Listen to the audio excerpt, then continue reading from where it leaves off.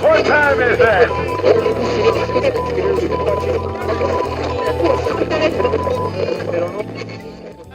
Let's see what the great Patrick Mahomes will do on this play. But before we can talk about how great Patrick Mahomes is, we have a flag on the play. Before the ball was snapped, pass interference on the defense, numbers 1, 2, and 3. By rule, the great and powerful Patrick Mahomes will elect where to place the ball. Hail Patrick Mahomes. Okay, it's now 1st and 10 for the Chiefs. Ball is snapped. Man, look at the way Patrick Mahomes handed off that ball. Superb technique. But let's check out the flag on the play. During the play, personal foul, violating Patrick Mahomes' personal bubble.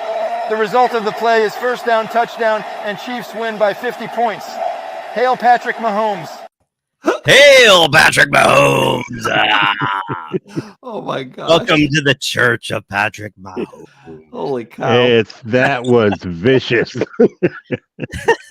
I had to. You guys had. Come on. We talked about. Oh my gosh, that was awesome. That was funny.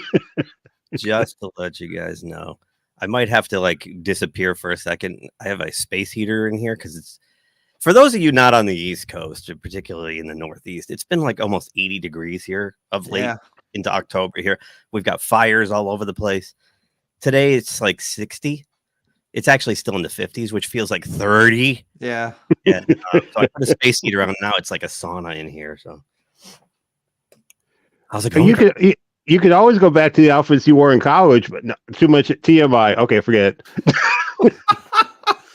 With the long hair, I'll send you Edson. I'll send you pictures. Okay, I was like trying to get a reference. Oh gosh, not sure. Okay, I'm not sure. No, is this a good idea having Bruce on the show? I'm rethinking. How's it going, you guys? How was your week? Were you 5-0? You were 5-0. Yeah. Bye. Wow. Bruce, let's hear it. Yeah. I know. The only thing I remembered is you guys went to head on that Pittsburgh Jet game. That's all I remember of your picks, actually. Yep. That's about it. That means you're wow, Bruce. Wow. Holy cow. That makes you. No, wrong. The wrong guy. We all look the same, okay? Yeah, look, we got the glasses on, the hat. The hat. I mean, You have vaulted. You started the year 1-4, right? Yes. Wow. And then like 2 weeks in a row, you were like 2-8 or something at one point. Yeah. 5-0. Holy cow. You're 7 games over now. Uh-oh. That means I'm in trouble. Wow. Edson, what happened to you this week? What happened? I was 3-2. Wow. And I hated that Chargers game. I gotta edit your They should have never lost that game. So look at you. Oh, that was bad. What the Christ? This is what we call boomer error. Wow. Oh, yeah, Bruce is going to overtake by mid-season. He's going to be in first. Wow, you got a tiny. Edson, what's going on? It's up by 2. You're up by 2. Yeah, he's only up by 2. Yeah. Oops. I'm trying to hit the edit button. See, the problem is I have to look past this big honking microphone, right? Oh yeah, it's right in my eye line. So I'm trying to look at this thing here. So that makes me. Whoops. Ah, shit. Hang on. Cancel. This is live. Difficulties. Please stand by. That makes. I'm trying to do math here too. So 16 plus 3 is 19, right? And then 14 plus 2 is 16. All right. At least we're all respecting. Me in last place, man. I was 3-2. See what happens when you pick against your own team? Yeah, I was wondering about that. Like, of course we're on the air, so I can say this.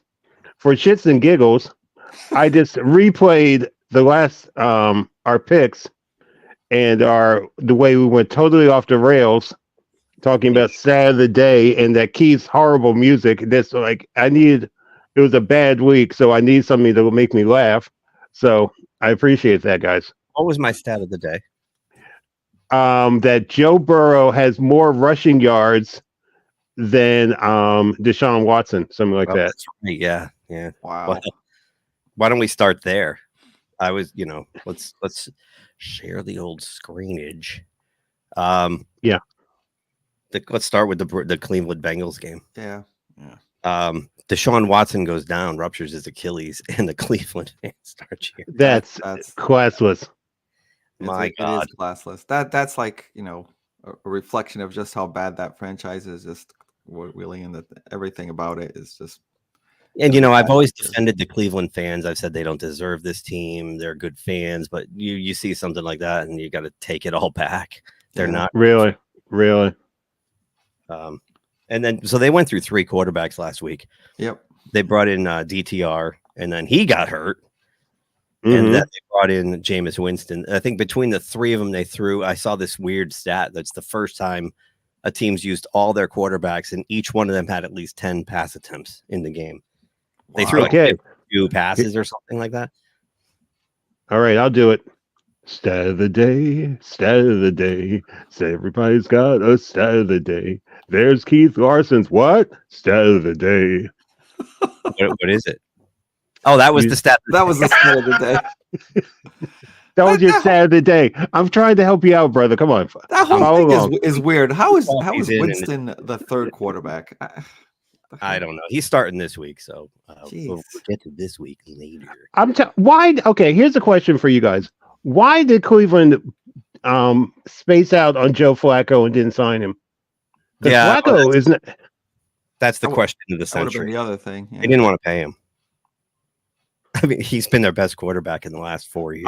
I honestly think this. I'm not saying any kind of conspiracy. I honestly think he became so popular there that he was just going to be problematic to keep him there, and then still have Watson like they would have never been. They would have gotten booed constantly having Watson on there with Flacco also there because he got so popular there. We went through it last week. The dead cap space money because of this guaranteed contract of Deshaun Watson. So that's the albatross around their neck, and they've got to try to protect him. You're right, Edson. I think you're absolutely right. That's a good point. I never even thought about that. That's a great point. It's more of protecting the bad move that ownership and the general manager made than Deshaun Watson himself. Yeah. They're protecting the fact that they just blew up their team for the next 5 years, and Joe Flacco comes in off the couch at 500 years old and plays better than anybody else. That just makes you look like a complete ass. Yeah. It makes the scouting department, it makes everybody look bad. So yeah, it's ego. We've seen it in Dallas, right? I mean, come on. Oh yeah. Yep. Yeah, Washington when Snyder was there. I mean, there's Davis in Raiderland. I would say Oakland, but they move around. They're nomadic, so the silver and black. Just say the silver and black. That's all you gotta say. With no home fans anymore. It's actually funny. Like they have more fans in LA than they do in Las Vegas, where they're based. The Broncos, a surprise to you guys? 4-3. Yes, yeah, a little bit, because if you look at the beginning of the season, the Saints were like unstoppable. Now they can't. I don't know. The Saints are a mash unit now. Like they got nobody left. They've got Alvin Kamara. That's it. Yeah. I mean, I'm not. Hill's gone. All their wide receivers are hurt. Half their defense is hurt. Yeah. I'm not surprised that the Broncos won, but to win by this much, I was surprised by it. There was a blowout. I mean, I still remember when the Saints, what was it, week 2, blew out the Cowboys. It's like now. Oh yeah, 96 points or something, like 92 points in the first 2 weeks. Right. But yeah, you're right. It's we don't. Sometimes we tend to not see all the injuries because they're not marquee players. But if you have enough of them, it affects the whole team a lot, both offense and defense for them. So I don't know where they're going. I had some of this game on because that's how dull my life is, and I think within a 5-minute span, they had 2 wide receivers go down. And a linebacker or something. Like there was just almost every 3 plays somebody was hurt on that team. I shut it off. I did like, however, the uniforms. They put their 70s throwbacks on, but their helmets were black with gold. The gold. What's that thing called? The Fiore or something like that. So yeah, the floor or something like that. Whatever. Yeah. Fruit of the loom. The fruit of the loom. There you go. That's it. Very French of you, Bruce. Hey, no problem. Yeah. So, but yeah, it was once that started happening, I was like, and I'm curious about Denver. I know their defense is solid. Bo Nix seems like he's developing pretty quickly, but I don't know. I don't know what to think of Denver. I don't either. That's like kind of like a mystery team for me. So what are we going to do when we get to the pumpkin part of this show and we got the Broncos? They're orange. What do we do? Kind of like yeah. I don't know. They're kind of like the half pumpkin. I don't know. Speaking of pumpkins and punting and everything else, who got up early to watch the Jaguars-Patriots game? Oh, sorry. Not me. No. Mm-mm. I was up early because I had a softball game, but wow. Now this, I think I picked the Patriots. Did you on this one? No, I avoided it. Yeah, I wanted to avoid it like the plague here. I was shocked though. I really thought New England was gonna. Drake May looks good. Yeah, he does look good. But New England, and now you have the soft controversy, right? Have you heard this? Oh yeah. What is that? What's that all about? So Jared Mayo came out and said his team is soft.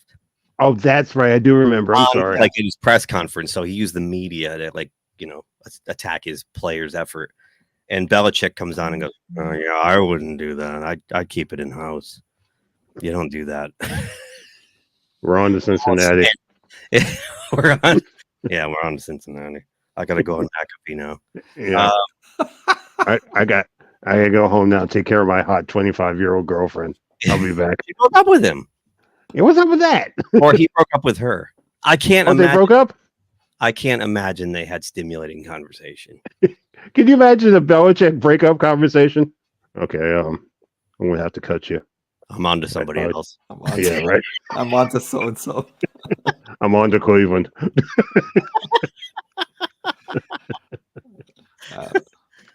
You've been given your unconditional release. Leave the playbook and the toys. Leave me alone. So, yeah, I mean, what do you say about this game except that Trevor Lawrence sort of looked like Trevor Lawrence? I'll tell you that Brian Johnson is a great receiver, though. Yeah. And that's like, I don't know, is this a one that is this really kind of the start of Trevor Lawrence trying to come? But I don't think so. I think this is kind of a one-off. I still think the Jags are kind of like in a bad situation. I do too. I don't think they're going to get better. They were there 2 weeks in a row. New England had to travel. New England's a hodgepodge of nothingness. They don't look like a team with any sort of plan right now as far as a rebuild. It's just they have a lot of weird parts. You have good players like Hunter Henry, and then you have a lot of their offensive line's a disaster. I don't know what they're doing up there. I think it's going to be a long, slow rebuild. Yeah, and I think we should. As long as they want after 20 years of dominance, they could take the next 20 years to rebuild. Yeah, I think so too. But if enough smart people take care of this is almost parallel to me. I don't know why this parallel just came up. Like when the Cowboys kind of did their had their kind of dynasty when that first year they went like 1-15 with Troy. All they had was Troy Aikman, and all they have is Drake May here, and then nobody else. Now, are they going to be able to put some pieces around them before he gets killed? And then. Well, the thing with the Cowboys they benefited from was trading Herschel. Well, the Walker. Herschel Walker, yeah. Yeah. 15. They've rebuilt that quickly. Yes, they did. Yeah. Some of the draft picks that came back in that trade ended up Michael Irvin and Emmett Smith. Yep. In their center. What was their center's name? Stepnoski. Stepnoski. Yeah. I mean, I don't think that. Yeah, I think that's a once in a. But my point was that it reminds me of like all they had is the quarterback, and that's it. Like they had a bad offensive line and defense and all that back then too. Just like the Patriots, like you just said, the Patriots are a hodgepodge of nothing. Yeah, and what happens because of that? And I posed this question to a friend of mine who's a Patriots fan on my softball team. Is he worried? Mac Jones, his first year looked pretty darn good with the same situation, right? Just Mac Jones and a bunch of busted parts, and he got him to the playoffs and then looked horrible ever since. And actually, I think he's the backup on the Jags, isn't he? He was like Oh, I think he wow. was on the opposite sideline last week. So does this happen to Drake May? And when you leave a guy in there and he gets the crap beat out of him before Yeah. he can establish himself, you start to lose. We've seen this with the Jets, with Mark Sanchez and then Sam Darnold and Zach Wilson, right? When you feed a guy to the Wolves who's not ready yet, Mm-hmm. you know, and because Mac Jones looked really good his rookie year. Yeah.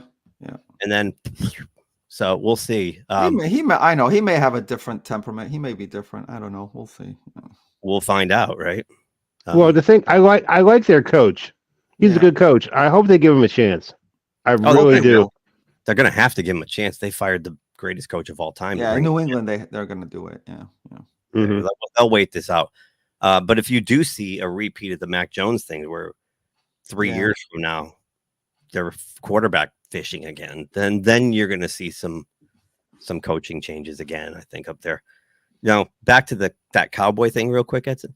I think we're seeing a kind of a repeat of that with the Deshaun Watson trade and all the pieces Houston picked up because of it, and Houston rebuilt their team overnight. Literally overnight, yeah. Because they got 7 or 9 draft picks and players back. Yeah. For that bum who's now may never play again. So But Seahawks. he's still getting paid. He's still getting paid. That's the thing. He'll get paid through 2027. That's the problem. They're saddled with that contract. Right. Now, Edson, did you take the Seahawks last week? No, actually, I took the Falcons, and this totally surprised me. Yeah. You know what? I was shocked by this. I wasn't shocked by the fact that the Seahawks won. It's just the way the Atlanta never showed up is what I was like, what the heck? I got to give this to Geno Smith. Okay. A little applause, right? Nice bounce back. I like Geno. I'm so happy for his like late career renaissance over the last 3 seasons now, right? At least, yeah. If not 4.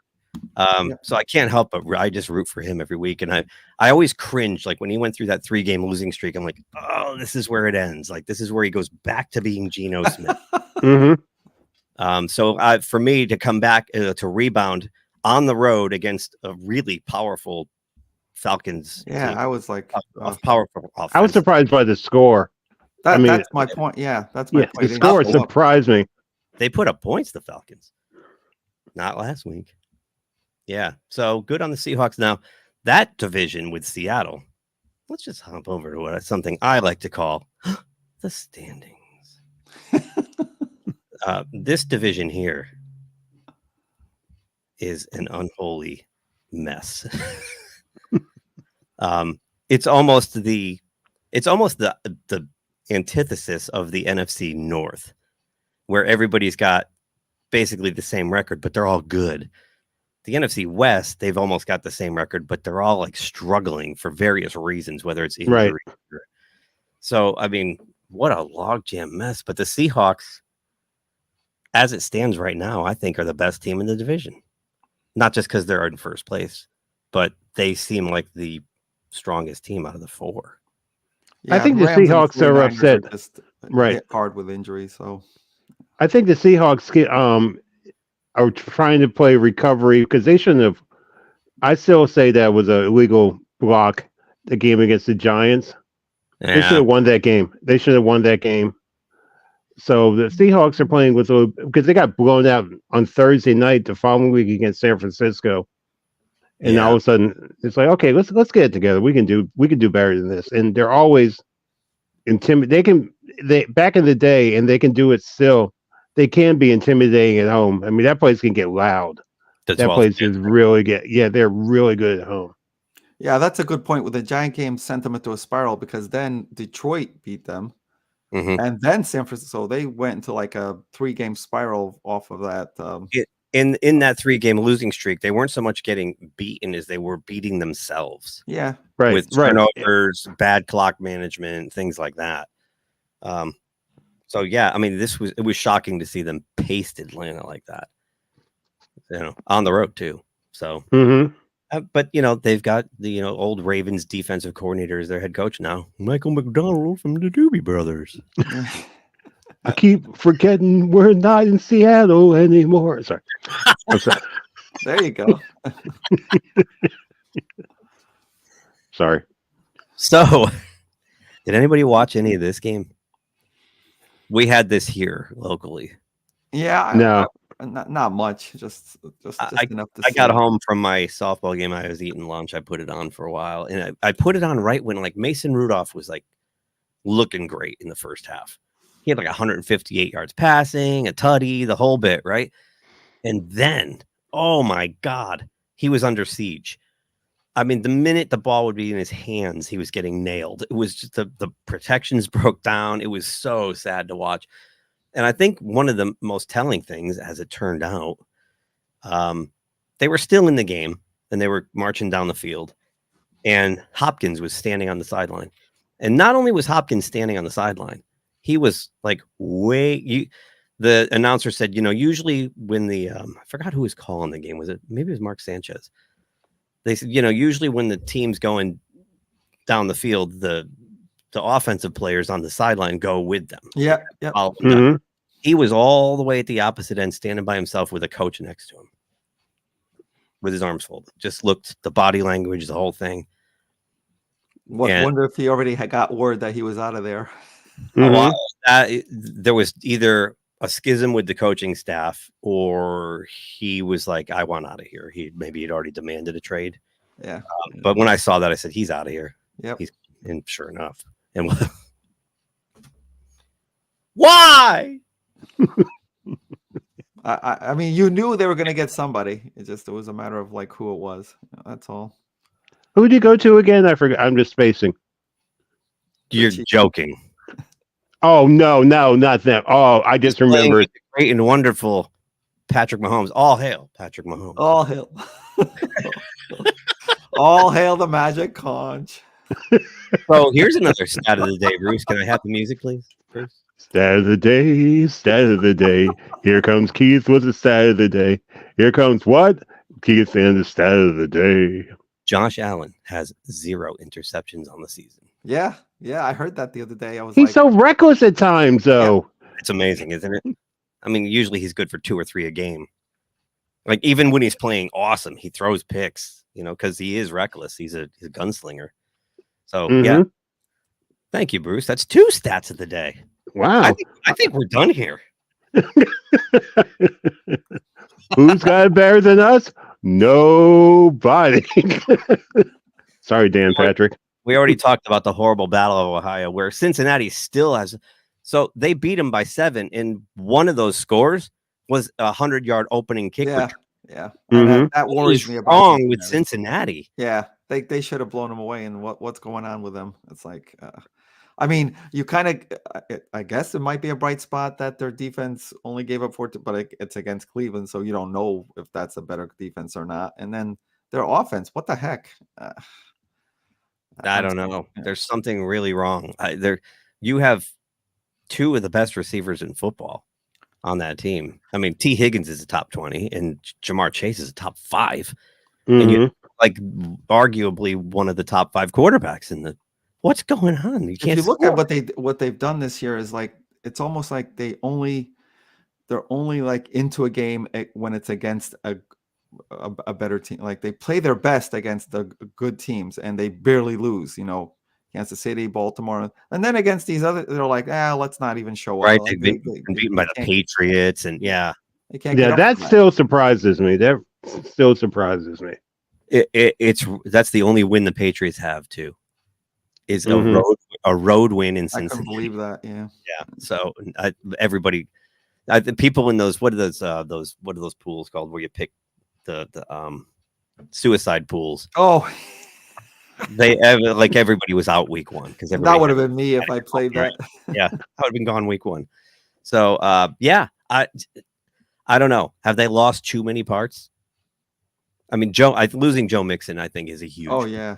Mm-hmm. Speaking of Joe Mixon, his new team, the Texans. Boy, Bruce, I was thinking of you all day. This was a Donnybrook of Donnybrooks, was it not? The funny thing is, though, of course, I don't get the game, so thank goodness for XM. Thank goodness for XM radio. I was listening to the game on XM radio. I'm like, oh, come on. Come on. Well, are you serious? Oh, but How many lead changes were there? Like 6 or 7? it was like back and forth. 19-14, 14-12, blah, blah, blah, blah, blah. Come on. Mm-hmm. But the only thing I know is I love my Packers, but I love their green uniforms more. But watching them play looked like an influx of Frosty the Snowman. I was going to say this. What was with the white helmets and the? It was like this. It was called the Frosty the Frosty outfit. I don't like it. I don't like it either. Yeah, we give that one a big fat. Oh no! I guess they are scary. I hit the wrong button. I meant this one. I'm just full of technical errors today, aren't I? The one thing I've noticed about the Texans, and I know the Packers are a great team and they deserve to win this game. I'm not saying the Texans should have won, but what the heck happened to their? Did they change coaching in their offensive line? It looks like they're just. Stroud was under duress the whole game. He was like kind of running for his life, and it's like and I think that's why they haven't been doing that well. I mean, they have a good record, but they kind of just been barely beating the teams, the bad teams that they played. And it's like, what happened to their offensive line? I don't know what's going on. I don't know. I have to look at the highlights again. I think they've got to figure out a way to kind of slide him out of the pocket more. And his biggest successes are coming off of Joe Mixon successes. Joe Mixon breaks up a couple runs, and then Stroud has time. The other problem is Nico Collins is gone. And that's the only guy. I don't understand why you still have Stephon Diggs and what's his name, Tank Dell, that you still can't stretch the field, but they don't seem to be able to stretch the field without Nico Collins. I mean, it's clear Stroud and Collins have that. Yeah, that's true. But I mean, Stephon Diggs was complaining about Buffalo, and he thought he wanted to go to this. It was like, well, put up, shut up, right? Yeah. I don't get it. But congratulations, Bruce. Thank you. Appreciate that. They won on the arm of Jordan Love's arm save. That's how they won. I mean, he bailed it out. I could just. I mean, it's so funny though because like I said, I was listening to the game on radio, and Jordan Love, for a second, no, a little bit longer, he looked like a lot like a very young Aaron Rodgers driving down the field for the 2-minute drill. Yeah, because Aaron Rodgers is probably saying, I could do that. I used to be able to do that. We'll get to that. It's funny you say that because there was somebody, I was watching the highlights and somebody made the comparison that throughout the game, Jordan Love would look like Brett Favre, just slinging it around. Oh, he was swinging it around. And then Aaron Rodgers, where he would just put together these like brilliant drives, right? So he's channeling both of the previous Green Bay quarterbacks here. He's like a Jekyll and Hyde all game long. Yep. Edson. Oh, gosh. Edson. What a travesty. Your team now. I mean, talk about pumpkins. You might as well just say that right now. It's like, I mean, and all I hear from orange. Yeah, that's true. All I hear from the guys that actually get paid to talk about sports is like, oh, 2 of this, 2 of that. No, they have a lot more issues than just their starting quarterback, and I don't think him coming back is just going to solve everything because they weren't.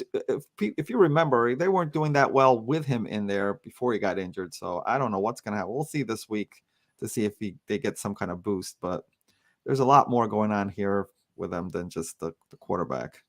There is it's dysfunction junction over there, and they didn't lose to Joe Flacco this week either. They lost to Anthony Richardson. Yeah, who had come back after 3 weeks off and hasn't. He was just coming back from injury. He was rusty.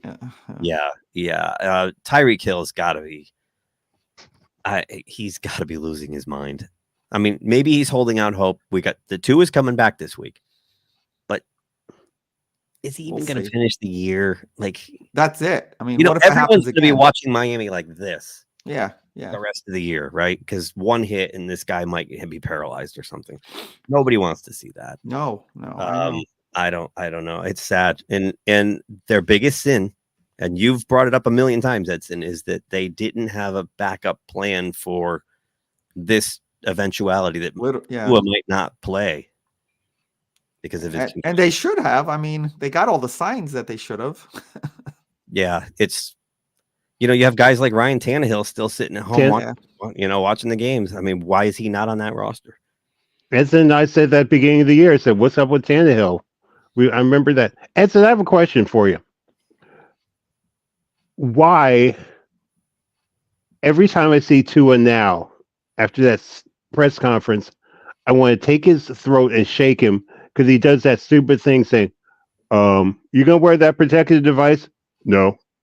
Why not? Personal preference. What? I mean, what's the matter? It's gonna mess up your do? Come on, dude. It's this whole. He's got like this, and I'm sure all players not all players, but I'm sure this is common. But it's like this defiance where you hear from someone else that you should be doing. It's almost like your teenager where the parent tells them this is what you should be doing, and just out of not that it doesn't make sense. It doesn't make any sense, but out of that defiance, like he doesn't want to, he doesn't want the media telling him what to do, so he'll just automatically go for the opposite. And I know it hurts him. It's just the thing that drove me crazy. The thing that drove me crazy. He answered the question just as fast as the question came out. He answered it. Yep. Like he didn't have to think about it. He had the answer. He knew it was coming. He knew that would be question 1 with a bullet, right? Yeah. So. Yeah. But it was like, what are you doing? Oh, who was that guy back in played for San Francisco? Used to wear like a half a helmet on it. He was an offensive lineman. Oh yeah, I remember him. And there was also on the Bills, it was BB, right? Who had that giant helmet, like the double shelled helmet. Yeah. I mean, hello, dum dums. Wow. He did look like my brother used to call him the Great Kazoo. Who was that guy on San Francisco? Yeah, it was like especially had more padding in the back or something, Bruce. Right. It was like a half a helmet, but he was offensive lineman, and I can. Oh, Steve Wallace. Yes, that's it. Oh, okay. Steve Wallace. Job. Bruce with the Google job. Look at that. You did that seamlessly, man. I didn't even see you going. But yeah, I mean, I get that why he might not want to wear the Guardian helmet for fashion reasons, because you look like an incredible dork with that. It looks like a sock stretched over your head. But I mean, come on, one more concussion, and he's nobody. We say it every week. Nobody wants to see that. He's a good guy. Mm-hmm. I don't know. It's going to be cringy this week, Edson. Yeah, I'll be watching with right. Yeah, right. Your fingers, right? Game of the week. Yes. Detroit against the Minnesota Vikings, man. Holy, nobody beats Goff. There's no beating off. No beating off. He doesn't throw any incompletions. He's thrown another stat of the day. Okay, hold on. Stat of the day. Stat of the day. So this makes 4 because there's 2 in this one. He's thrown now. Okay, I'll do like Springsteen. Stat of the day. Stat of the day. Nice. What you got? Whoa, not stat of the day. 1, 2, 3, 4. He's thrown 10 incompletions in 3 games total. 10 total. That's combined, not 10 a game. And 16 touchdowns over 10 interceptions. Oh no, is that what it is? Yeah, it's something like that. Yeah, he's thrown more touchdowns. I think that's what it was. 16. Whatever. Close enough, right? I'll throw you like a kind of like a bonus stat of the year for just the Detroit team. Stat of the year. Stat of the year. Stat of the year. Stat of the year. So stat of the year. But every time someone comes up and goes against Detroit, and they don't just beat them on the scoreboard, they beat them up. Yes, they do. That team loses twice. They lose to Detroit, and then the following week they lose that game as well. So they don't recover until like much later. And that's are you bringing up this week's Thursday night game now, Edson? Is that what you're doing? No. I'm saying we'll talk about it because I'm saying it's been like that through even if you take out that Thursday game, it's been like that before that as well. So it's not like the Seahawks was a good example. Right. They lost to the Seahawks lost to Detroit, and then they wound up losing again then for the following week as well. But if you go back, it happened. It's happened so far. I'll keep track of it, but it's happened so far every single time Detroit beat an opponent. That was not only a stat of the year, that was a Halloween stat of the year because I got scared. Yeah. That was scary. That was very scary, Edson. Appreciate you. Yes. That means that Jared Goff, like he beats you twice when he beats you once. Yeah. Like it's Detroit. Look out, man. I don't know how they even lost the game. It's just like the smash mouth thing that Detroit has with Dan Campbell, the running game, the what offensive line. Yeah, the offensive line. Like I wish I had done this at the beginning of the year, but if there's like some reliable rankings of us offensive and defensive lining out there, the way to bet is you rank your teams by those two things, and then if you have a clear advantage over a certain and you pick them right off the bat, because I bet you that makes a big difference, having the better line, both lines actually, both offensive and defensive.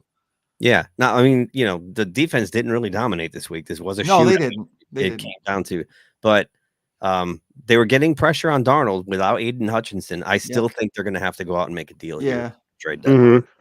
They've got to bring somebody in because I don't think this is sustainable in the long haul without that guy. That would be like Pittsburgh losing TJ Watt and trying to run the table. They're in a really tough division. Well, let's go back to something I like to call the standings. I mean, you got 3 teams with 5 wins already in that division. The Bears are 4-2 because they had a bye. So, my God. I mean, you got to replace Aiden Hutchinson. You can't replace him. There's no replacing that guy, but you've got to do something to bolster that defensive front. If you want to, I mean, this division is crazy. And the interesting part of this division has yet to come in the second half. I don't know if it was by the schedule makers, is that they're going to start playing each other soon. Like with this game started the division games haven't really started until this week. Yeah. So. Another thing you have to consider too, where we were talking about it before a couple of weeks ago, it's like it's going to start to get cold. Up there, and they're going to be playing outside in Green Bay and Chicago, Detroit and Minnesota. And we're like, can we go back to the dome, please? Yeah. Please. I'm not sure Detroit will be affected by that much because of the coaching and stuff, but definitely Minnesota will. Mm-hmm. Yeah, Minnesota, Detroit's tough because you see, you're right. Campbell looks like my bud Cowher. Yeah, he reminds me of Cowher. He wants to go out there and hit somebody. Yeah, exactly. The minute they hired him, I said, "This is the bigger version of Bill Cowher. He's physically Bill Cowher." Yeah, same mentalities that Well, when he said, "We'll chew your kneecaps off," and that's why we call them the kneecappers, right? Speaking of bad coaching, I saw some of this game too. This game is the the game of bad coaching. The Barkley revenge game, and he comes on afterwards. Oh no, they're all my friends here. No, they're happy for me. Yeah, right. Oh crap, dude. He had 14 carries for 176 yards. Yeah. He didn't even play the fourth quarter. He played like one series in the fourth quarter and then never played. Oh, and then he definitely wanted this. And then they brought in Gainwell, and Gainwell had 58 yards in one quarter. They ran all over the Giants. I think Hurts had 110 yards or some crazy stat. Yeah, he was really nothing. He was a non-factor. I think he threw it 16 times, 10 completions for 100. I don't get this Giant defense. Why it's like, there's your second pump. Oh, I get it. They're on the field all the time. Yeah, I guess. The offense is 3 and out, 3 and out, 3 and out, 3 and out, and the defense wears down when you got to keep going out there. And then Philadelphia is running the ball and just grinding you down. The Giants are a steaming hot pile of what. Well, this is the Giants' offensive scheme: first down, run; second down, incomplete; third down, sacked or interception. Basically. Yeah, right. Because I looked at the stat. Oh my gosh, I'm going to use another word. I looked at the stats, and it was at halftime, wasn't Daniel Jones sacked 5 times already? Yeah, they got 8 total. I think they hit him 16 times. It was brutal. It was brutal. Like you said, Bruce, they were constantly getting themselves into 3rd and longs, which played right into the hands of the Philadelphia defense. So they were just pinning their ears back. I mean, I know Daniel Jones is not, Joe Namath by any stretch, but this guy didn't have time to, fart. I mean, it was brutal and they were all over him. The Giants are and it's so weird because the Giants, the minute you say they suck, they're done, put a fork in them, then they come up with a win against Seattle. That's the thing that drives me crazy. Like they play like crap and they go to Seattle and win. We all had Brian Dable fired first, right? Right. Right. Yeah. And then like every time you think, yeah, he's toast, he'll beat the Steelers Monday night. It's just weird. I don't know. But the Giants, they've been a hodgepodge of nothingness for about 8 years now. Mm-hmm. They're a mess. What's their plan? I don't think they even have one. I mean, they get Malik Neighbors back and they score 3 points. So, what are you going to do? Your LA Rams. I like the Rams. I like the Rams too. I mean, because I like McVay. I like their coach. I mean, granted, they played the Raiders, but I think the Raiders actually had home field advantage in SoFi Stadium. I think there's more Raiders fans than LA Rams fans. They got it done. They had to win this game because they were still 1 week away from getting Cooper Kupp back, but they're starting to get healthy again. Yep. The Rams lost a lot of key components right away. And I think they had to. This was a critical game because if they lose this, they might go into the we want to get rid of. There was rumors that they're getting rid of pieces, Stafford, but not now and not anymore. I mean, they're kind of like right there with that division. Yeah, and we'll include this Thursday's game because it does pertain to a lot of this in the trade rumors and what have you. But right. You're absolutely right, Edson. Because if they lose this game and they're 2-5 instead of 3-4. They're looking at a totally different future with Kupp coming back this week. And I think Nakua is they're a week or two away. They get Nakua back. They start getting healthy again. With Matthew Stafford, this whole time, by the way, Matthew Stafford's been playing at an elite level with basically nothing around him. I thought like you too. I thought he was still up, but Nakua just played. He did play this week? Okay. Yeah, I thought Cooper Kupp played this week too. Because he was due to come back this week, but you're right. I think Nakua still had a few, but for some, he got back early. I don't know what happened, and he played very well. Yeah. Well, those guys, the Samoan heritage players that come from that Hawaiian area, all have an extra level to their work ethic, and that's why you see Tua acting like he does, right? These guys don't want to sit out. These guys don't want to let their teammates down. They have an extra gear. Troy Polamalu, they always had that. And I think Nakua saw we can't sustain another loss or two, and this season will be gone. It'll be over. What's the point of coming back when you're 2-7 or 2-6, right? There's nothing to play for. And the division is very much up for grabs. So I think you're absolutely right. And this was a pivotal game. Their season hinged on this game against the Raiders, and they're lucky they got the Raiders. Let's be honest. Yeah, let's be honest. Yeah, that's a get well game, and I mean they did what they had to slip by, but this was not an oil painting by any stretch. However, this game was an oil painting. Oh, wow! How bad can a team be that? I mean, Jaden Daniels got injured very early, and that's the really horrible part of this game. And Mariota comes out and they still beat him by 30 something points. Wow. I didn't realize Daniels was hurt, and when I saw the score, I went to the box score. Yeah. Me either. And I was like, oh, Jaden must be lighting it up. And I saw Jaden Daniels had he was 2 for 4 for 5 yards. Yeah. And Mariota had almost 300, and I'm like, what the? Then I saw he got his ribs. Oh yeah, it was his ribs, right? Yeah, right. It was his ribs. Yeah, he'll be fine. That's the top story. That's the top story down here. Oh my gosh, they're so worried about that. But he's day to day. But my favorite part of that whole game was when Mariota tried to score a touchdown and he spun, and he was going into the end zone, and he stopped, and he got tackled, and they cut over to Jaden Daniels on the sidelines going, man, don't do that. He was laughing too. I saw him. That's It not was how you do like, it. no, don't do that. Don't, no. That No, might have been no. Mariota's best game of his career, I think. I mean, he struggled mightily in Tennessee and everywhere else he's traveled.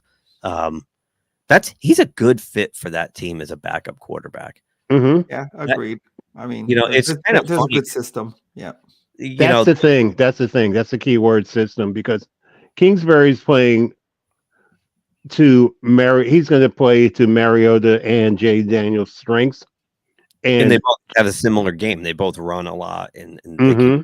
can, create space with their legs. So Right. And they have now Washington has a running game in there.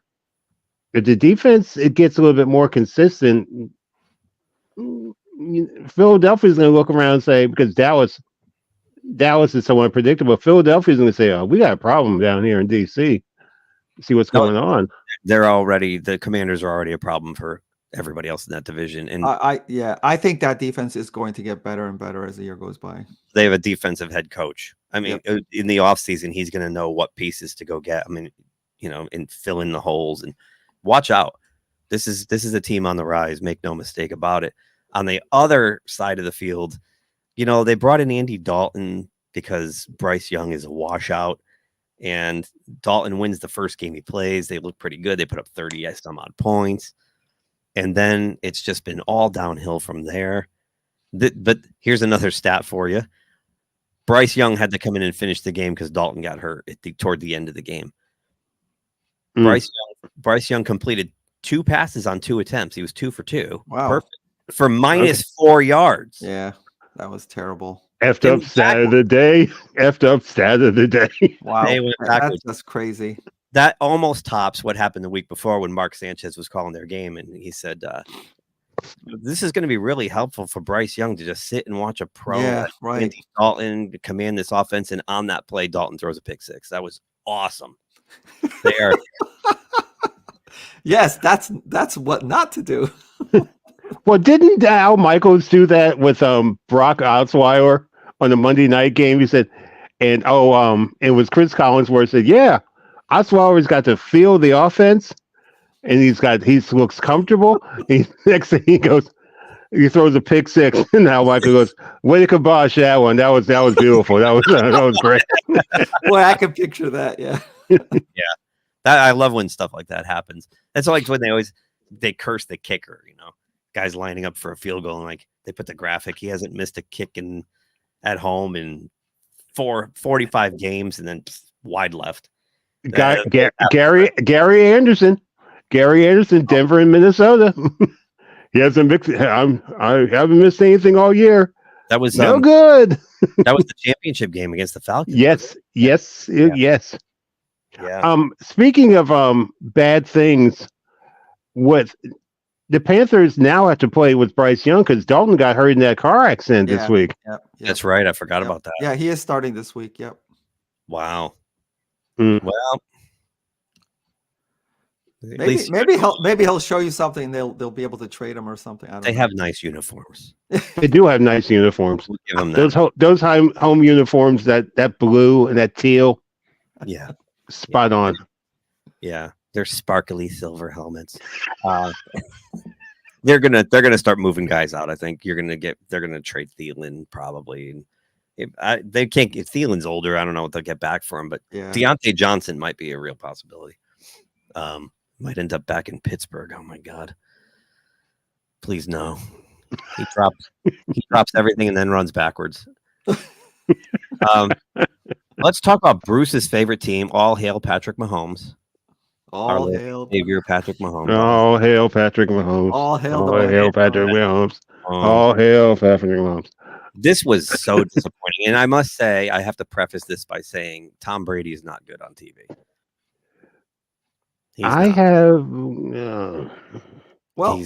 Okay. I actually agree with you. But he has that mentality that if he really wants to, he'll work hard at it and maybe get better. But here's the problem. He is now how do I say? Is it majority? Is like significant owner of the Raiders. So he's an actual owner, right? Yeah. What a lot of what, and I know this is kind of out. This goes a little bit out of the field of football, but it's in football, out of the playing field. What I mean is that these guys, they do a lot of their homework by visiting the teams and Right, you're going talking to with the the players and the coaches and stuff. He is You- not allowed to do that at all. exactly. He's as an- gonna. as an He's owner. not gonna last. And I think So, I don't know what's going to happen. I do. I'm going to predict this right now. Mark it down. What's today? October 26th. He's going to resign at the end of the year from Fox to concentrate on football related. Oh, I think he'd rather do the owner thing, but yeah. Oh, he totally will. And for that exact reason, you're right, Edson. I mean, he's not allowed out of the press box, right? Right. Now, Right. because he'd literally be spying on other teams. Yep. He can't the talk thing is- strategy. He can't do any. Right. It's just he's an observer now. So yeah, I can't see this. He's going to finish the year and then step down, I think, on TV. He's not even good. He's just kind of I'm It's disappointed. all I- show. Not even that. It's just I think he's almost too cerebral. Like he's too X's and O's. You know what I mean? He's just not. He's fine. He's not horrible. He's just not worth the contract they gave him. And he's Definitely. there's better. Greg Olson's better on Fox than he is. Mhm. Well, the thing is though, with Tom Brady, you're talking about he's too he's too cerebral. Think about it. Who is his coach? Yeah. Well, yeah. But I actually think Belichick's better at breaking down stuff on TV than Tom is. I don't know. It's just weird. Tom, I can't quite put and I like Tom Brady. But it's just something weird about his delivery, and I don't know. He's kind of unpolished too. But Yeah, Well, like I said, I think he could work hard on getting better, but is he going to really want to? no, I don't think so. I think he's going to own a football team, and that's where his direction lies. Now, Well, my thing is, I'm the president and co-founder and owner of the most prestigious club in America. No, it's not Hair Club for Men. I'm the owner of the I Can't Stand Tom Brady fan club. oh, Okay. Okay, but the thing is, though, regarding what you guys are saying about being the owner thing, I think he started watching games when he started announcing as a player. He still had that player mentality. Now he's going to transition to be an owner. So he's going to watch it with owner's eyes. So it's going to be like it even worse. It's going to go from one extreme to the next extreme because he's going to be thinking to himself, oh, that was a bad play. But hey, if he came on our team. Yeah. no, exactly. I think, yeah. Yeah. Scouting and stuff. Yeah. He's going to be scouting. He's going to be psychologically scouting the guys. Yeah, no, I think you're right. Yeah. He's been doing a radio show on Sirius for 3, 4, 5, 8, 9, 12 years now. Let's Go, and it's not bad, but that's more conversational, like what we do Mm-hmm. here. He's just, I don't know. But let's get to the product on the field here, because this was one of the most disappointing things I've ever seen in my life. I agree. And a lot of it is Brock Purdy's players were dropping like flies. Right. He lost Brandon Ayuk for the season on a dislocated ankle or something, like his foot fell off. Jeez. I don't mean to laugh. And then Deebo Samuel had to be rushed to the hospital because he couldn't breathe. Like, Yep. That was like he was just sick. Yeah. yeah. So I don't know what the hell's going on with these guys, but It's almost like every team that comes up again, it's all this mental, emotional thing. Like they have a breakdown before they even get on the field. So by the time they get their legs under them, it's too late. I mean, I don't know what it is with this. the revenge for the Super Bowl might have emotionally peaked them before they even got out there. Yeah, when but- it's so overhyped. I've done that. You get so pumped up. No, for it. I agree with you, but it seems like every team that plays the Chiefs, it's almost like, okay, this is it. We're going to be the ones that break them, and then they don't do anything for like the first half of the game, and then by the time the end comes, it's like it's too late for that. It's like What I was shocked at is how careless Purdy was with the ball. I mean, he was Mhm. threw a Yeah. pick in the end zone. It wasn't even close. He didn't even, like, where are you throwing this ball? They were out of it from I would say the second drive. yeah, I agree. One thing you have to realize too that people don't talk about a lot is Kansas City's got a damn good defense. Oh, for sure. Yeah. Well, They they're really do. because of the defense. Patrick Mahomes hasn't done much at all. He hasn't done anything at all. All hail. Oh, Patrick. I'm sorry. Oh, All hail They- Patrick Mahomes. Like getting back to the defensive and offensive rank, Kansas City is like number 1 and 2 in terms of defensive line ranking. So there you have it. It's like it's not all about Patrick Mahomes, and this year it's not about him at all. It is. You're right, Bruce. It is their defense right now. They flipped the script. It used to be the offense would carry that, decent, mediocre defense. Now it's flopped. Now they have a decent, mediocre offense with a really good defense. And Spagnuolo's coming up with some schemes that are just. Oh, he's good. He's very underrated. I feel like he gets better as he's like each year. I mean, I know he was beat the Patriots twice in the Super Bowl with his defenses, but there's something going on there because the Chiefs don't have the talent that the Giants had back then. I know. He's almost the Andy Reid of defense at this point, right? Between the two of them. Oh yeah. That's a good point. That's a great point. All hail Patrick Mahomes. All hail Patrick Mahomes. So Russ Wilson, man, he's cooking. He got a new sandwich in Pittsburgh this week. The Danger Russ sandwich at Permanente Brothers.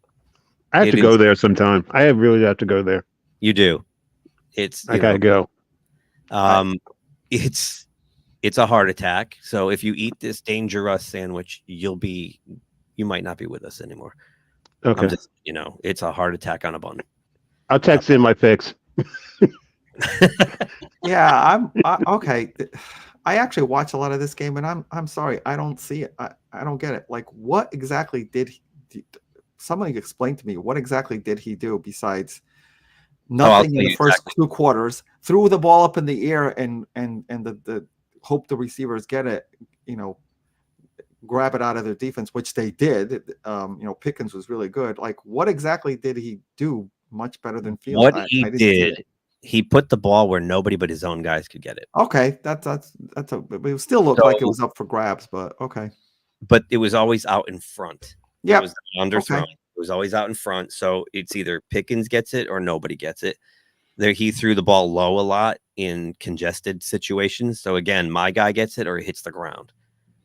He was careful with the ball. The biggest thing is that they opened up the offense. They were able to stretch the field, something they have not done since Ben Roethlisberger.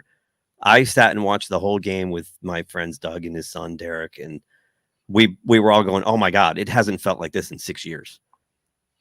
Like that felt like a Ben Roethlisberger game, but not from right away, right? Like I remember the first 4 or 5 drives did nothing. I mean, he did nothing. The Boo Birds were out.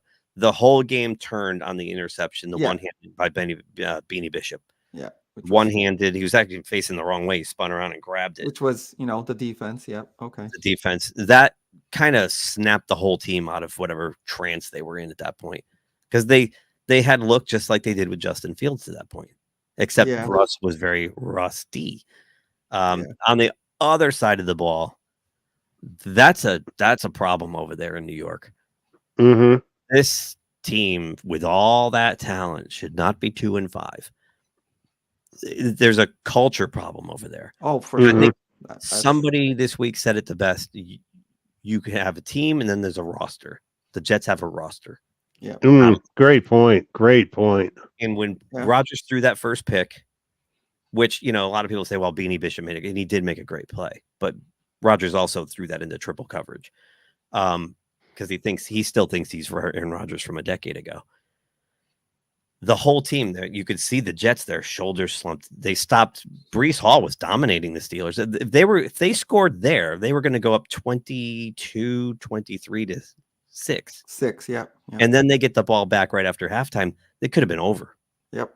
That was a game-saving play. It turned like the whole game around. The Jets didn't score again. The Steelers put up 31 unanswered on them, including a second Beanie Bishop pick. But you could see the Jets just, it was like somebody popped the balloon. There's a definite culture problem over there. And I love that you have a team and then you have a roster. They are a roster. I mean, I think a lot of it has to do with like Aaron Rodgers' will and not wanting anyone to coach him. And like he just thinks he knows best and he's not going to listen to anybody. And then when he does bad, then what do you have left? Like there's no one to correct it. So, And he's responsible for bringing in a lot of the guys on that team. Yeah. Mm-hmm. they bent too much to his will when they got him. It was almost like, oh, we got Aaron Rodgers. It's all everything's saved. They brought in Lazard. Do whatever he wants. Yep. They brought in Adams. They brought in Lazard. They brought in the offensive coordinator who's now been They brought in Cobb. Don't forget about him. Oh, I forgot that. They have Cobb too, right? Yeah. Yep. So trying to recap one thing I did like, Keith, and I thought of you when I saw it, is they went back to the throwback uniforms. The old numbers. The numbers look good. In the gray face masks. They've got to wear those forever. I mean, everybody. It looked good. It looked really good. All over Pittsburgh on Twitter, on the radio. Everybody's like, just keep those uniforms, please. Right. They looked badass. And every team, when they put those 70s uniforms, look better. When will they figure this out? Nobody likes these modern uniforms with squiggly little things on them, doilies and goofy stuff. Like your team, Edson, put that happy dolphin with the helmet on. Yeah, really. Bring Flipper back. Bring Flipper back. This game, Monday night. This game Monday night, Ravens Bucks, was not as close as the score indicates. Oh, I know. That's and the Ravens keep doing this. So I'm wondering, like, what do they do when they get these big leads? That this happens all the time now. They did it against the Cowboys as well. Yeah, that's problematic. But wow, I mean, it was 10-0 Bucks, and then Mayfield throws a horrible pick in the end zone, and the whole game just. Yep. And Jackson looked incredible. Oh my gosh. I've never seen him throw the ball like that. He's just like so comfortable when he throws the ball, which is a deviation from what we've seen in the past. Usually that's he's hopping around, he's got happy feet, he's throwing them, he's not very accurate downfield, but he looks, if he continues to grow like this, look out. Forget all hail Patrick Mahomes. All hail Lamar Jackson. Yeah, and then he's got I already forgot the running back's name, but Derrick Henry. Oh my God. He just kills everybody towards the end of the game. They just like gassed out about that.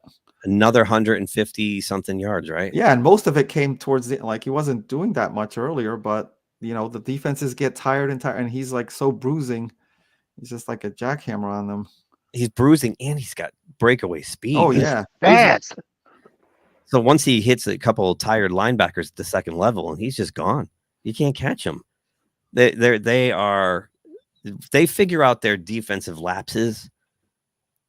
Look out! And I still think they're the best team in the league overall. I mean, this team that might take the Chiefs down finally. On the other side, it's too bad that game was like right at the beginning of the year. Before they. Right. I know. They want that home run opening game. I get it. Yeah. But like teams, the first couple weeks, teams are still kicking the tires on things. It's not like I would love to see Ravens Chiefs somewhere, around Thanksgiving time. Yeah. That's when you want to see. That's when both teams are the peak powers. Tampa Bay, we talked about it with a couple other teams. He lost Mike Evans right away. Mike Evans caught a touchdown pass and then popped his hammy on another touchdown attempt. And then, I don't know, there's two schools of thought that Chris Godwin got hurt with like a minute to go in the game. And you got people saying he shouldn't have been in there. I mean, they were down by 10.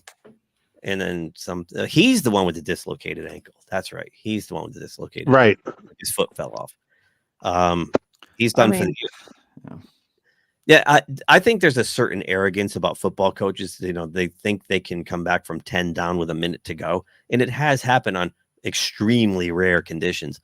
But this game was spoken for. I mean, come on. What are you doing? Why are they in there? Why is Mayfield in there? What are you doing, Todd Bowles? Yeah, I mean, I still remember when, back in the New England days, and Belichick had, what's his name? Gronk out there in the field goal team, at the end of the game. It was like doing that and risking his. So I don't know what gets into their heads about it, when they don't think about this stuff. I don't know. We missed a comment that came in. Yeah, I was going to circle back to that because this is right on.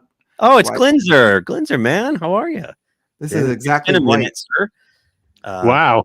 Because this actually happened, like where he's like, stop listening to you guys. Oh, he did say that. He actually said that, and that goes back to exactly what I was saying. And thank you, Glinzer, for bringing this up. Exactly. Not only is he stopped listening to the media, he stopped listening to anybody.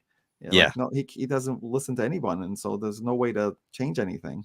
No, I mean, let's face it. He's a mega talent. He's going in the Hall of Fame. He's getting the yellow jacket, Yeah. but he's an arrogant prick. He is. You sent me that text. I'm like, much as I like I mean, back in the day, he was a man, but now it's like, okay, Aaron, all right, you can't be everything all the time. You know, he thinks because he goes into a cave and drinks ayahuasca that he's like some kind of enlightened, super genius. No, you're just a jerk. You're just a jerk. What do you guys think of the Monday night doubleheaders? I like them. I like them for the reason that, like, right here, this game we got so out of control. Baltimore, Tampa. I was so excited for it too, and I love Baker, but Baker played awful. I switched over to this one, which was the polar opposite. This was like this was visual ambient. Mm-hmm. This was a struggle to watch. It was hard to watch. This I thought would be kind of a shootout too. You know, you got two high quarterbacks that are awesome. What the freaking Christ! I hated the result. Like what Herbert played, like probably one of his best games of his career. And I know that Harbaugh is wants to establish the running game. I get that and all that, but get him some receiver. There was drop balls all over the place, and they should have been out of. They didn't score any touchdowns, and they should have been.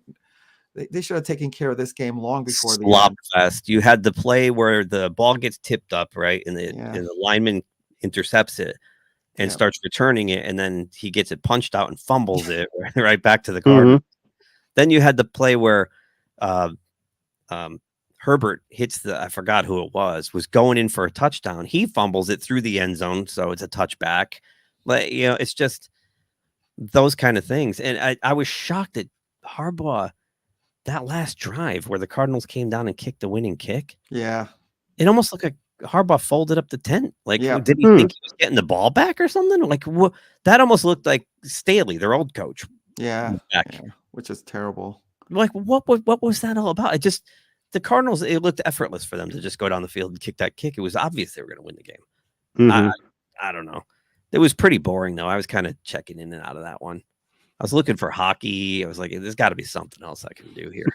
And once again, I go back to lamenting that whole draft where I wish the Dolphins had taken him instead. Now, because it's Herbert.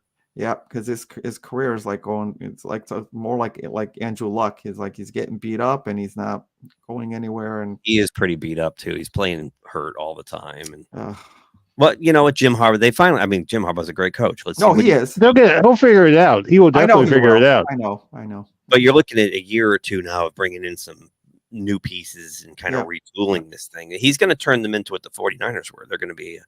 And they already have a lot of good defensive components. They're going to be their defense is really good, actually.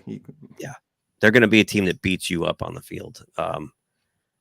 We'll see. But I'm with you, Edson. But this game was like I started picking lint out of my belly button. It was awful.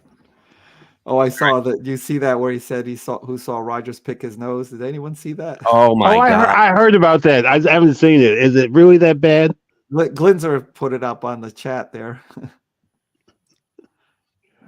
He ate it. Oh, I heard about that. I hadn't seen it. Did it really happen? Yes. Wow. Yeah, there was somebody else did it too. They showed it on one of the highlight shows. It wasn't just him. There was another player on another team did the same thing. Holy shit. Okay. But you've heard of these guys, like they'll pee all over themselves right there on the field. They don't care. They got to go to the bathroom. They go to the bathroom. Before we do our picks this week, let's just cover Thursday night since it's past that now. Yeah. This was a really good game. In your stat of the day there, Edson. Yeah. And it happened again. I wish I had emailed this pick early because I was like, I know the Rams are going to win because of this, but I can't, we're not going to have. Really? You could have. You could have. Yeah. You could have had that. Once again, I get so very reluctant and go against my instincts, and everything just kind of just goes. I should just follow my instincts. Yeah, really. Go for it next time. Yeah. I was actually surprised the Rams pulled this one out. I was shocked. Well, I would have that. been shocked if I hadn't seen the game, but when you saw that both the receivers were back, holy cow. Yeah. Yeah. And now, all week long, I'm hearing Cooper Kupp to the Steelers. After the Chiefs picked up DeAndre Hopkins, they were out of play for that. The Vegas odds for the Steelers getting Cooper Kupp they were the top. Like the Steelers are going to get him, and then the Rams win that. And McVay says, "Nah, he ain't going anywhere. No, we're done. We got him now. We're hanging on to him because we got a shot at this now." So now I think they do. I think they have a great shot at that division. Yeah, I think so too. Vikings now 2-game losing streak, 5-0 to 5-2. Is there concern to be had in Minnesota? And I hear they're going to go after a quarterback now. Well, I don't get that because the concern I don't get that either. The problem was not what Darnold is not on pumpkin. He actually did well. He played very well. And speaking of like ref problems, did you see that play at the end where they still had a chance to tie the game and they totally messed that up? That was such an obvious penalty in the end zone. Why didn't they call that? I've seen it like 5 different times. I'm like, that's a penalty. It's plain as day, and they didn't call it. Why? I don't understand that. If that was Mahomes and that happened, they would give them an automatic touchdown. Yeah. All hail Patrick Mahomes. All hail Patrick Mahomes. Patrick Mahomes. That's kind of like the most obvious. I mean, he got taken down by his face mask. Holy cow! Yeah, that was. I mean, it looked like his head was going to fall off. Anyway, my point is, Darnold is not the issue that they lost these 2 games. Their defense has kind of come down back down.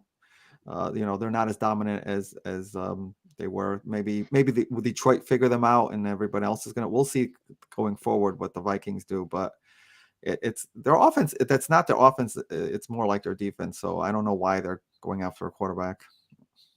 Well, it's just rumored. I don't know if they actually are. Yeah.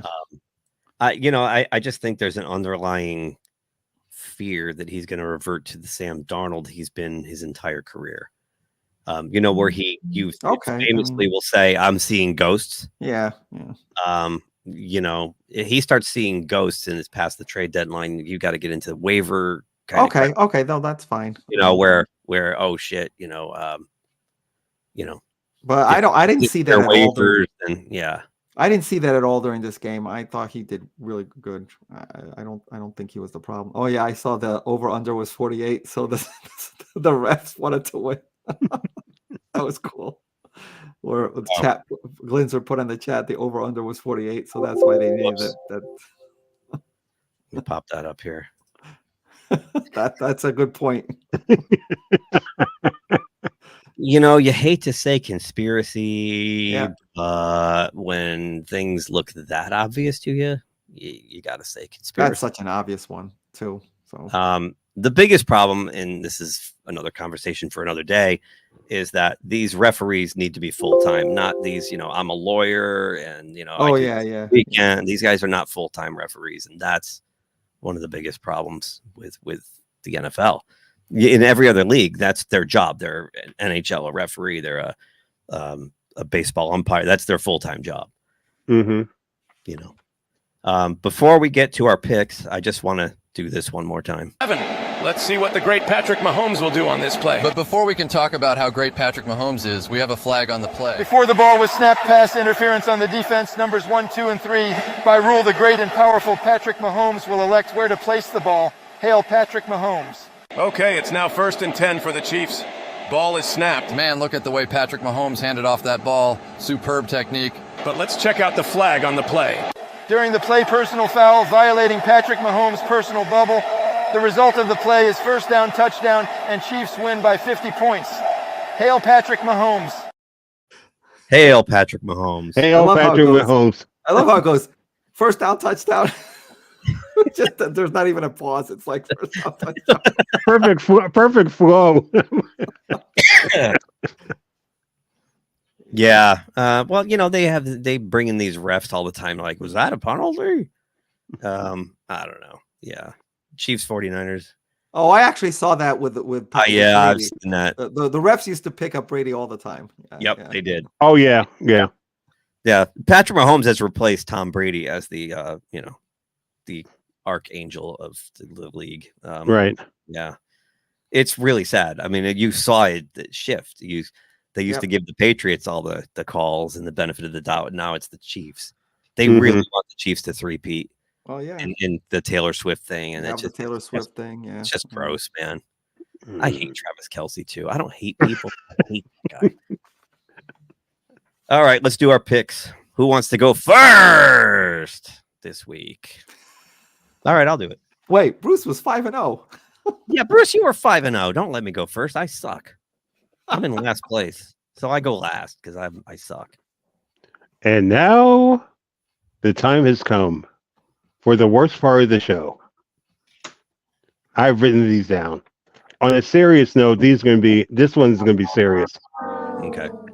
Oh boy. To my boss, my friend, Steve, who just passed away this week. Oh, no, I'm Jeez. sorry. Oh my gosh. He had liver cancer. He was a great guy, so I dedicate the rest of the season to him. He was a hell of a guy, and I'm going to miss you, buddy. Oh, I'm sorry, Bruce. Thank you. The other shout outs are to my friend Boop, and No, I Love You More, to my friend Jake, to my boy K-Dog, Boom, and to our friend of ours, I told I was going to do a shout out before, Keith, but I forgot. To our friend Rit Campbell, how's it going? Watch the show. All right, buddy? Rit. Stay strong. I haven't seen Rit in a while, man. Yeah, I texted him with a couple of weeks ago. I told him about the show, so I said I'm going to give him a shout out sometime. I love Rit. Rit's a good dude. Good dude. And his wife, Rinny, two of the best people I know on the Oh, planet. I have to meet his wife. I got to meet his wife sometime. The best. And I got to say that what I love about Rit is we'll go years sometimes without seeing each other, and then we see each other, it's like it was the next day. Right, right. That's a special kind of friend you have. When you have a friend like that, it's pretty awesome. Yeah, it's really awesome. Phenomenal human beings, the two of them. Yeah, good dude. Okay, now to my picks. First one, Baltimore over Cleveland. Baltimore over Cleveland, huh? Yeah. Just like that. No elaboration. That's it. Well, what else is there? What else to say? Only thing I have to say is, ouch, I'm getting paid. At least you monetized it. Good point. Right. Edson, what do you got? I'm going to go with Houston over Indianapolis. I mean, I don't think Houston can keep, after losing last week, they got this game at home. Indianapolis beating Miami, that wasn't such a big deal. And I know this is a division game, and the last I think they played before, it was like a 2-point game. So I think it's still going to be a good game. It's not like a blowout, but Houston at home, I think they'll take this one.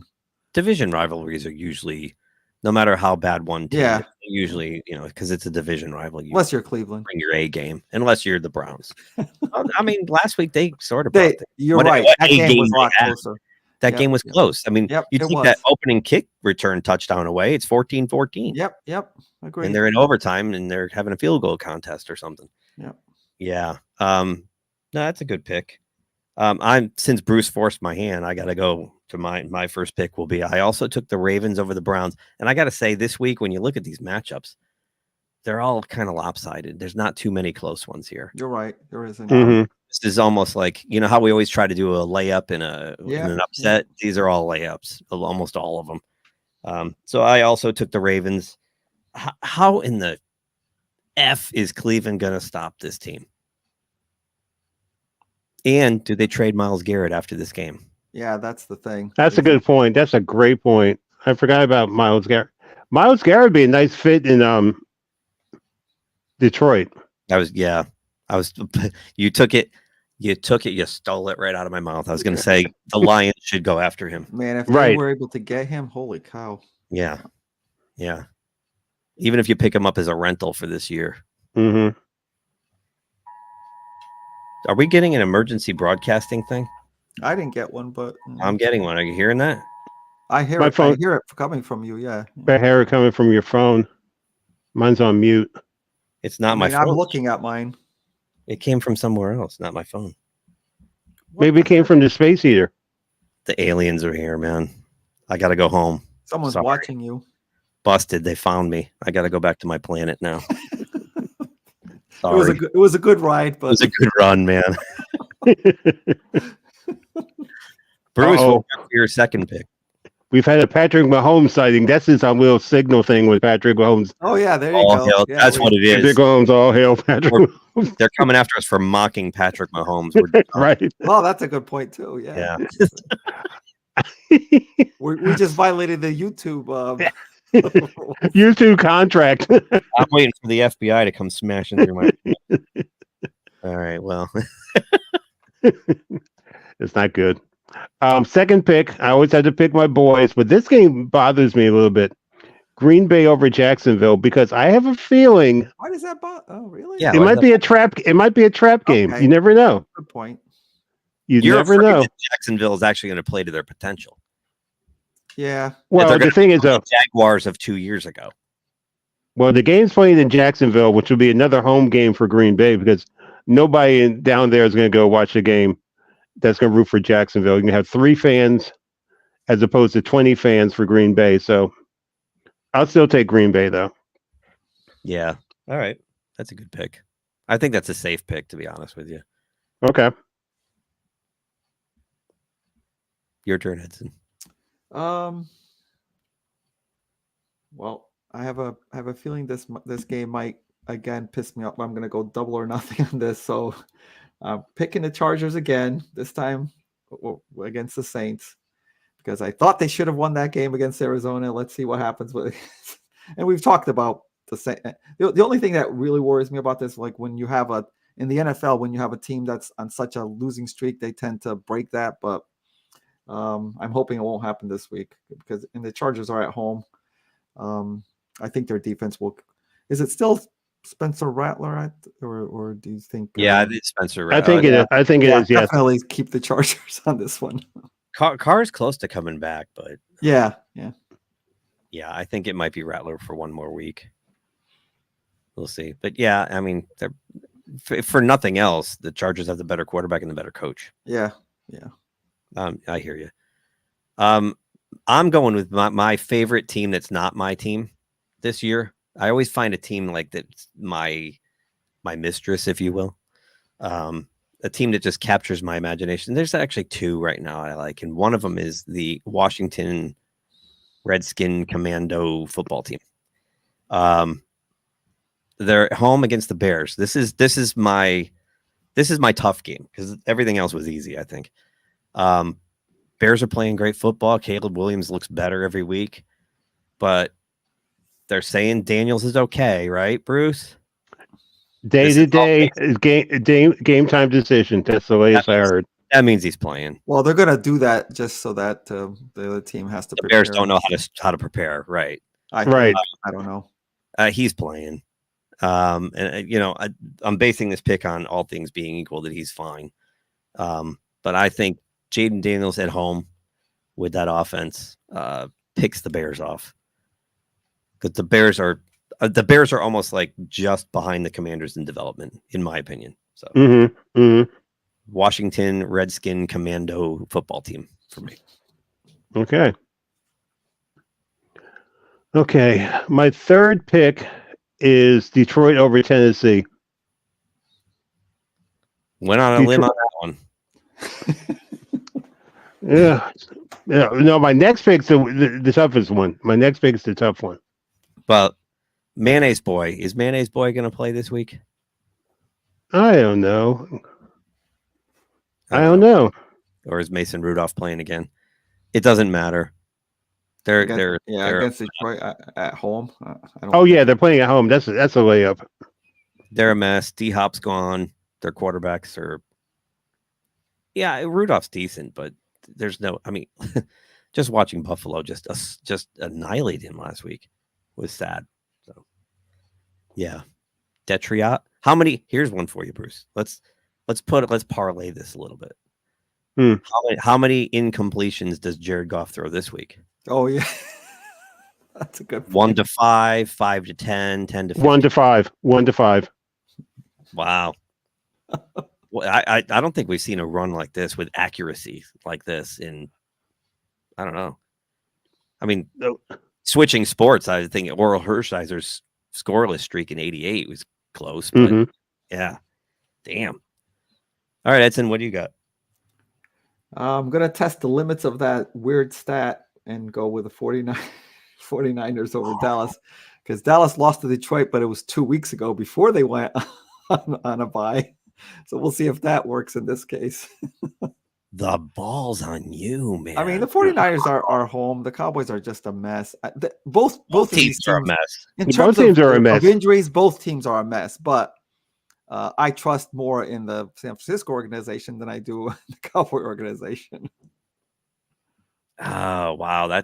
I almost picked this game and I almost went the other way. Okay. Because Dallas does have a potent offense at times. Yep. I don't know. Wow. But San Francisco's defense is, I don't know. I know. I was trying to find a couple of close games. That was a tough one. I thought about it and went, nah, because I know I'll pick it wrong. My picks, I got to start being more careful because I'm falling behind you guys. My next pick, I have the Bengals over the Eagles at home. That's a tough. No. I actually think that's a really good pick because that was going to be my next pick. For no other reason than I just got a vibe. Jalen Hurts doesn't look great. So if Barkley's not running the ball, what happens? In Cincinnati, I just feel like this is the part of the season where they start to get their act together. Which is usually what they do. They still don't look great, but they're playing at home. I just got a vibe. That's it. That's my science behind it. What do you got, Bruce? All right, I'm going to save my hard one for last. So I'll do this. This is a real tough one. Denver over Carolina. Okay. Wow. Okay. I mean, yeah. I mean, first of all, Carolina's got to go into the thin air up there at Mile High. And they have whatchamacallit playing Bryce Young. If nothing else, I'd like to see just what he does this game, just to see if sitting out for a while did anything. I mean, maybe that 2 for 2 with -4 yards is but let's see what happens if he has prepared the game. I don't know. I think we should rename that thing you said, Edson, instead of stat of the day. That's crap of the day. Yeah. That's a crap of the day. Crap of the day. Yeah. What he thought that's what I'm afraid of about the Chargers when he said trap game. I'm afraid of that too. That might happen with the Chargers and the Saints but I think Harbaugh would make sure it doesn't happen. Right. That's my thing. I'm afraid of that though. Yeah. Better coaching in Harbaugh is going to just make sure to say you can't lose this game type of thing. Right. And this one, I actually hope this happens. I hope the Patriots do beat the Jets. Just to see what happens. Patriots over Jets. Then Rodgers goes full Jim Mora playoffs play. Windsor also says he's with you on the 49ers. And this is the other thing why I trust the 49ers. The Cowboys haven't been able to do anything with their running game. Whether they have here's the 49ers, they've had a decent running game without their starting running back, ever playing McCaffrey. I think he might be coming back sometime later in the year, but he's not back yet. So, and they still have had a good running game with the replacement. Well, not replacements, with the backups. Right. So, hey, where are we? Did you pick 4, Bruce? He just picked Denver over. So yeah, right. So I'm with you, Keith, and I'm not completely confident about this, but for some reason the Bengals over the Eagles jumped out at me, and I could just say something simple like I think the Bengals have a better quarterback and a better coach, but it was kind of just like this. I don't know, weird feeling. If you want to call it a vibe, that's fine. But it's like that part of the year, like you said, that the Bengals usually start to put it in the next gear. I don't know why they can't figure out how to do that in week 1, but.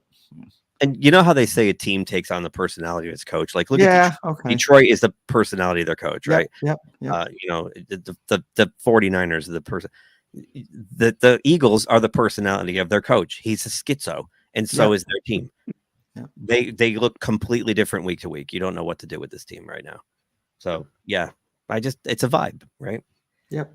My next pick, Edson, I'm going with your team. Miami at home against the Cardinals. Oh, okay. Tua is coming back. I mean, Tua is coming back. Yeah. He's not playing against what's noted as a savage defense by any stretch. Yeah. I think that he gets well this week. I think Tyreek Hill has a game that satisfies his anger for a week. He's going to have a Snickers bar with Tua, and they're going to pull one out at home, and everybody's going to be like, "The Dolphins are back," and then we'll see what happens next. And then they'll lose the next game. They'll get killed Maybe. the following I don't know who they're playing next week, but I don't either. But. So, Bruce, what do you got for your last pick? All right. It's time for the soundboard, my brother. So get ready. Finger at the ready. Seattle over Buffalo. Okay. I mean, Josh Allen's good, but Seattle, when they play at home against really good teams, they can be really, really good. It's a hard place. And it's a hard place to play. That crowd's going to get into it. And this can be like make or break for Seattle. I mean, it's early in the season, but it's like a make or break game for Seattle. No, they're in first place, and they could put a little distance between them and everybody behind them. Right, so that was my tough pick. Yeah, they open up a 2-game lead. That's significant because all the teams are kind of middling in that division. Mm-hmm. Yep. Does Josh Allen throw his first pick of the season this week, Bruce? I know, because it can get loud. The three of us, I mean, we all agree that place can get loud. Yeah. And Josh Allen, I can see him walking away. Will throw his first pick because of that crowd. Yeah. It's going to be interesting because now Amari Cooper will have been there for a second week now. He's going to be involved in the offense a little bit more. And I got to tell you, who's really good is that Keon Coleman. Mm-hmm. Didn't this guy play for Buffalo? He was a college basketball player. Oh, wow. Yeah, he's 6'8", 6'9". He's got breakaway speed. He almost took one to the house last week, but he slipped. His thumb gave him the defenders time to chase him down. But watch out for him down the road when he develops into a veteran. Gets a few years under his belt.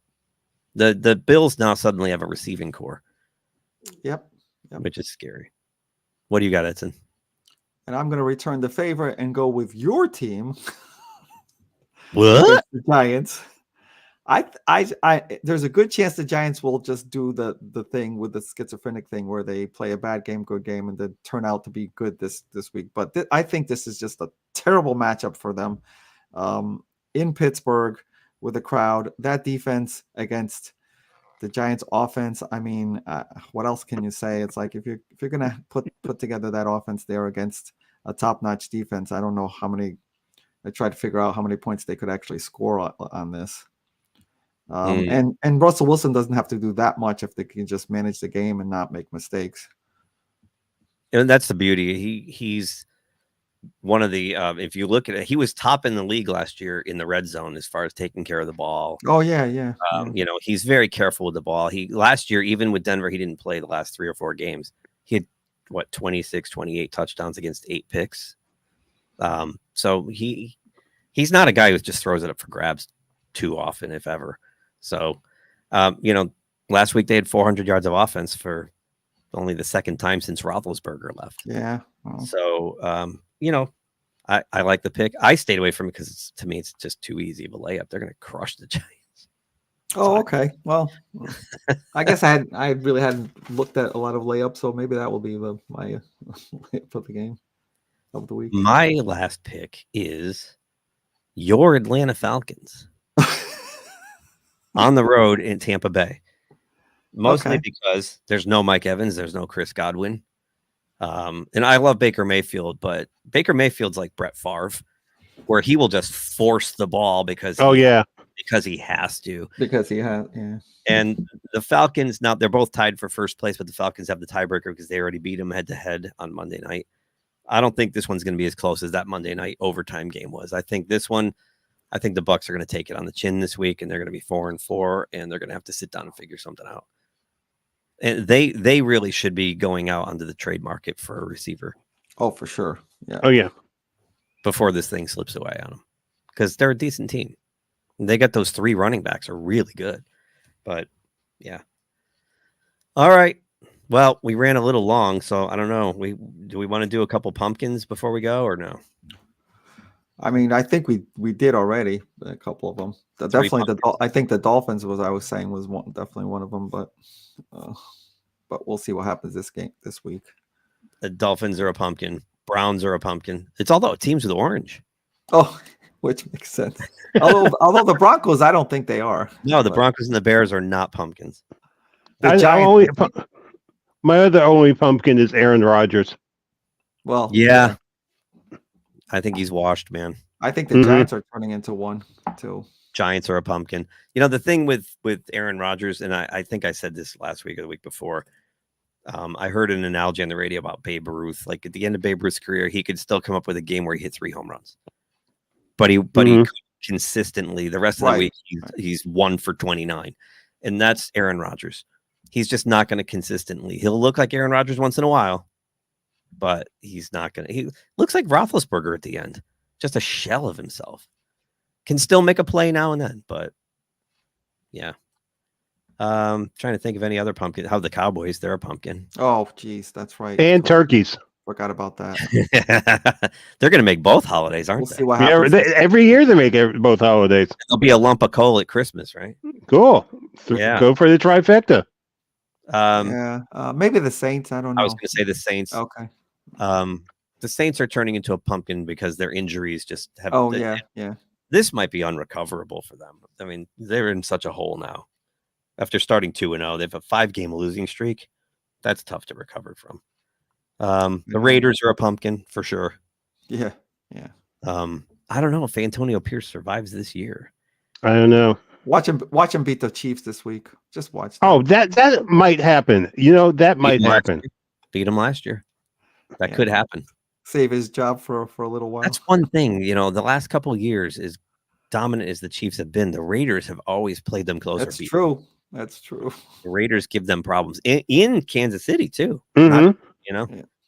I guess that's about it. I mean, stuff like the Patriots and the Jags and those are kind of and the Panthers. They're rotting pumpkins. Like they're Mm-hmm. you know, when it turns to mush and it gets black, and then like the flies are buzzing and the maggots. You wait too long getting rid of it. Yeah. We got one more comment before we go. Rogers got Salah out. Yeah, I agree. He is the Jets GM. He got the best coach on the team fired. Yep. And now you have the defensive coordinator Ulbrich trying to run the whole team. And I saw stats this week where like the Jets defense the last 2 weeks defense is suffering because of it. Yeah. Holy moly, everything doubled on them. Yards per game doubled on them. Points against doubled on them. Yep. You just Woody Johnson's an idiot. He's almost as big an idiot as Jerry Jones. He really is. Yeah.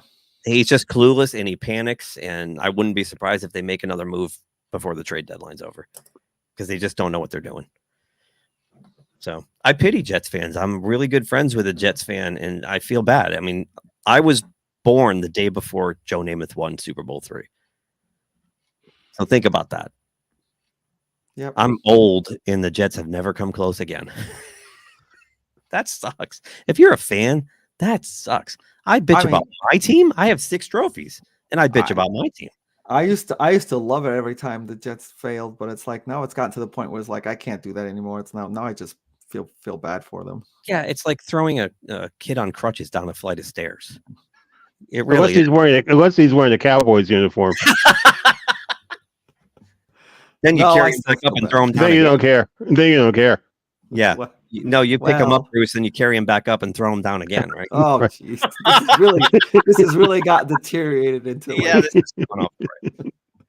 Any last final thoughts before we wrap this? All hail Patrick Mahomes. All hail Patrick Mahomes. One thing I have to talk about is really, did you see my boys hired Salah to look at the defense? Oh, yeah. And looking at the offense. I knew he was going to latch on to somebody. I did not. Well, him and LaFleur are like best friends. He's a consultant there. Yeah. Right. Wow. And that can be a good thing for Green Bay, I think. Oh, definitely. He was great as the 49er defensive coordinator. The 49ers had the best defense when he was there. Yeah. Wow. And he's double dipping. Jets are still. Yeah. Oh, yeah. Yeah. And another thing, I mean, as much as I hate to say this, I mean, how many people are in New York are going to watch the Giants Steelers game when the Dodgers and the Yankees are playing right across at Yankee Stadium on Monday night. No, man, it'll be close because football tends to beat baseball. Period.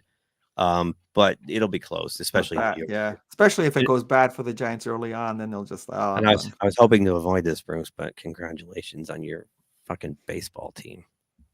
That pissed me off last night. Aaron Boone's a retard. Aaron Boone's an idiot. What's he doing bringing Nestor Cortez in? The guy hasn't pitched in over a month. I have no idea. Game on the line, and he gives up a grand slam in extra. Slam. He looked. I mean, I'm not going to say anything till it's over. I mean, I'm happy now, but it's just like, you know what that Freeman walked around those bases, and I had a Kirk Gibson flashback hard. Especially because that set the tone. I think this is over now. I thought Yankees in 6. Now I'm flipping it. I don't think the Yankees are beating them. I think that just killed the Yankees. The thing that killed the Yankees and made me pissed off, contrary to what you said, the game made you pissed off. That home run that guy caught in the stands in the top of the 9th, that wasn't called a home run. It was called, what was it, ground rule double? Yeah. Fan interference? Fan interference. Yeah, no, but it to lose like that, it was just like the Dodgers that year in '88 were heavily. The A's were heavily favored. The A's had an all-star team, right, with McGuire and Canseco and Dave Stewart, and they were and Parker. They had everybody. Dave Parker, Dennis Eckersley. They were loaded. Ricky Henderson was on that team, and the Dodgers went in there, and Gibson hit that home run in the first game. And the A's never recovered. And the A's were a much better team. I think the same thing happened. It all depends on what they do as a response. You're right. I think if they just kind of get blown out this today, then that's it. They're done. If they go back to New York down 2-0, they'll win a game or two in New York, but there's no way they're going to win the whole thing. It's over. They'll have to go back to this is the key game today. So Another thing, the Dodgers are playing on emotion because of Fernando. Fernando was something special. Yeah. He was something special. Yeah. Good point. But congratulations. That was a hell of an ending. That was a great. Didn't see that coming. I thought he was going to weakly ground out to second base, and that was going to be it. Yankees stole one. Nope. So we'll see. The only upside is the Yankees pitching staff is infinitely better. So that's the only hope. You're exactly right. We'll see. But, hey, I got to say, it's nice to see those 2 uniforms in the World Series because it's been 43 years. And those were, when I was a kid, every year it was Dodgers, Yankees. It was awesome. With Reggie and Steve Garvey. And it was just awesome. So, we'll see. But tonight's going to be huge. Yeah. Huge. Like nothing anybody's ever seen before. All right. That's it for us. Thank you for watching. Oh, we got one more comment. Hold on. I saw the little red flag pop up. Oh. Defense killed the Yanks. Well, also killed the Dodgers. That's a go. Yeah. Because Edmonds kept on messing. I was screaming at the TV. NLCS most valuable player, World Series. What are you doing? I remember that. Top of the 9th. That should have been a double play in the 10th inning that allowed Jazz Chisholm to score. So both teams botched easy ground balls in the 10th inning. Opened the door. It hurt the Yankees worse because they gave up the big bomb. So So anywho, all right, where was I? Oh yeah. Thanks for watching. Please like, share, and subscribe. And you know what? If you guys want, send in your picks for next week, and we'll see how you did against us idiots. Yeah, thank you for all the. Or at least this idiot. Those guys are doing better than me. Thank you for all the chat. It was very active. Yeah, really. In the chat room. Yeah, I'm glad we're starting to get to chat, building our audience back. Edson is, when you go away for a couple of years, this is what happens. You have to start over. So, all right. I guess that's it for now. I will see you guys later. Have a great weekend, everyone. Let's go Yanks. I'd like to see this go 7. Dodger blue forever. See ya. Yes, I think no. Yes, the joyfulness is over. The joyfulness is over. Thanks for watching GeekTime TV. If you like this video, please subscribe to the channel. If you subscribe, make sure to check the little bell icon anytime someone from our network drops new content here. Want some GeekTime swag? Check out the merchandise available in the GeekTime TV store, linked in the channel description below. Share GeekTime TV with friends, and as always, thank you for your support. We'll see you soon.